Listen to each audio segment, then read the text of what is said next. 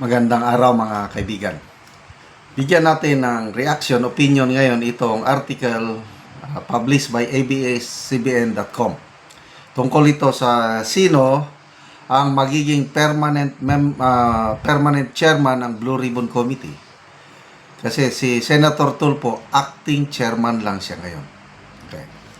So ito ang article, Blue Ribbon members to decide if Tulfo or Cayetano, meaning si Senator Pia, will be permanent chair. Yan ang pahayag ni Senator Soto. Senate President Vicente Sotto III on Friday said that the selection of the permanent chairperson of the Blue Ribbon panel will be decided by the majority of its members after both Senator Erwin Tulfo and Pia Cayetano expressed openness to lead the powerful committee. We'll discuss it one of these days because as soon as Senator Erwin Tulfo arrives from his official trip abroad, actually Interparliamentary Union, he will be calling, and I asked him to call for a meeting of the committee, the Blue Ribbon Committee. Yan ang payag ng Senate President. Asked if Cayetano, who chaired the panel from January 2024 to June of 2025, will be prioritized, Soto said, we will have to ask the committee to discuss that. Mas mabuting hindi ako solo mag-desisyon. Meanwhile, Tulfo's designation as acting chairperson of the investigative panel was read into the Senate's records during a Friday morning session.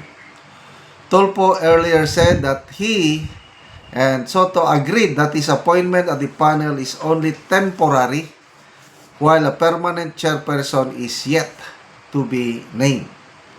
This follows Senate President pro tempore Panfilo Lacson resignation from the committee chairmanship as he pushed back criticisms that he has been protecting members of the House of Representatives from his investigation of the flood control scandal.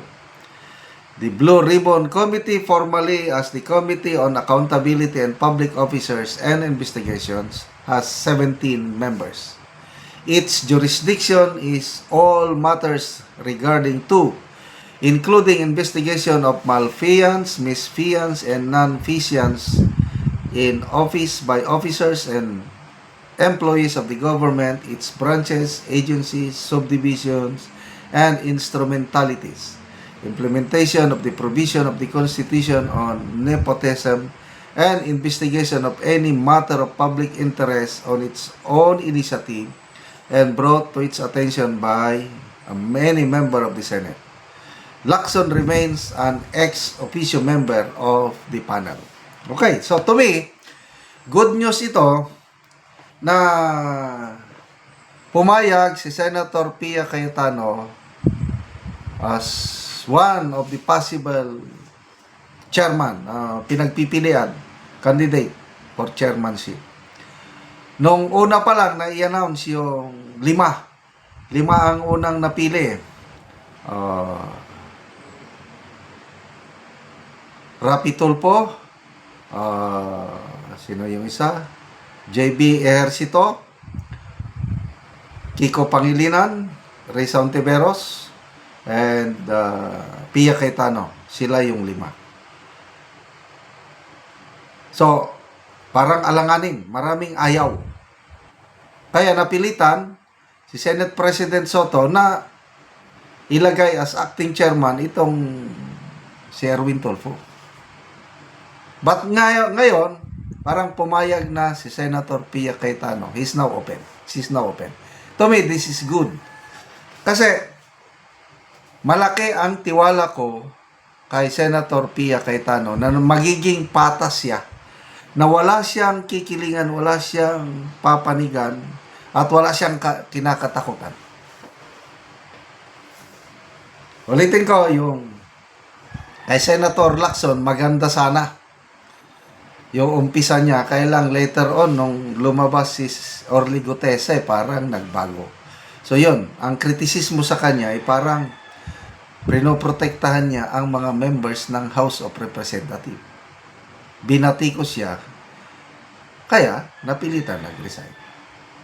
So, hintayin natin. Sana si Senator Pia Cayetano ang magiging permanent chairman.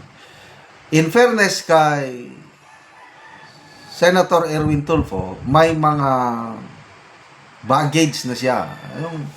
May lamat na eh.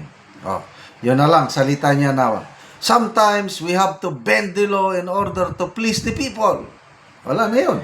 Medyo malaking disadvantage na yun. Yung tiwala ba? Ano ka, lawmaker ka, tapos i-bend mo ang law, maging lawbreaker. So, ano sa kanya yun, negative sa kanya yung kanyang statement. Tapos mag-chairman pa siya ng powerful Blue Ribbon Committee. Alanganin. Plus, the fact na dati siyang congressman, alalay siya ni Martin Romualdez. It's an open secret na isa siya sa mga pinagkakatiwalaan ni dating Speaker Romualdez. Tapos ngayon, itong flood control anomaly investigation, isa sa nasasangkot si dating Speaker Romualdez, tapos ang chairman dati niyang alalay, o di ba? But anyway, depende na, basta ako sana si Senator Pia Cayetano ang magiging chairman para may pag-asa pa. Pag hindi, ay bahala na kayo. Ako, kung ang magiging permanent chairman si Senator Erwin Tulfo, wala na akong tiwala. Kasi, mabantayan nyo, nung lumabas si Master Sergeant Orly Gutesa, pini-question na ni Erwin Tulfo yung credibility ni Gutesa. Sabi pa niya, meron akong papeles galing sa Malacanang. Anong kinalaman ng Malacanang? Pinadala ito ng Malacanang. Ganito ka daw, ganito. Tinatanong, saan ka ba nag-serve? Tinatanong niya yung background. Kaya sabi ko, bakit naman itong Senator Erwin Tulfo na ito na instead na pasalamatan niya at mayroong matapang na testigong lumabas, parang kini-question niya na yung credibility ni Master Sergeant Gutesa. So sana mapili nila ang mas karapat-dapat na magbabalik ng tiwala ng taong bayan sa Blue Ribbon Committee. Salamat mga kaibigan sa inyong pagsubaybay sa ating channel. Nakakatulong kayo ng malaki sa tribong Talandig ng Bukidnon dahil ang income natin sa channel na ito is pantulong po sa tribo. Namimigay tayo ngayon ng livelihood assistance sa kanila, nagpapatanim ng saging lakatan at Arabica coffee. Panoorin nyo ang video na ito. Ko diri sa area ni Aldi sa iyang tanong mga kape. So mag-abono siya. Kung una ni ang itsura sa iyang kape nga isa ka bulan. So nindot gid kaayo.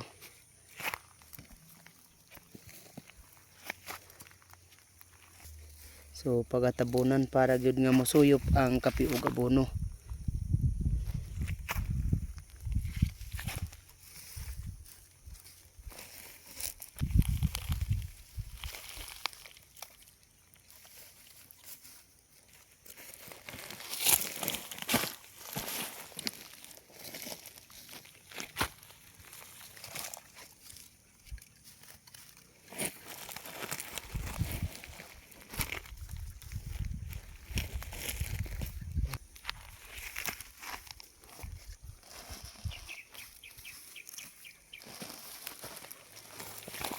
O karon man sa pag-abono maga-spray na pod si Aldi sa iyang tanom nga kape.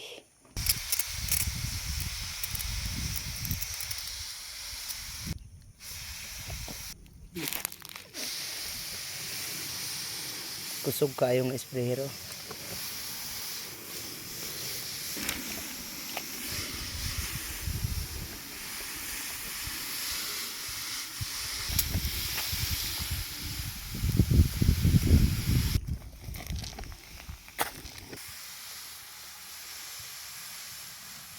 salamat sa Ginoo ug sa nagsuporta. Hinaot unta nga magpadayon pa ang suporta nga maabot sa mo ang aron makatabang sa mga kalisod. Salamat. Oo, salamat kaayo. So pila din ni ka punuan ang imong tanom nga kape?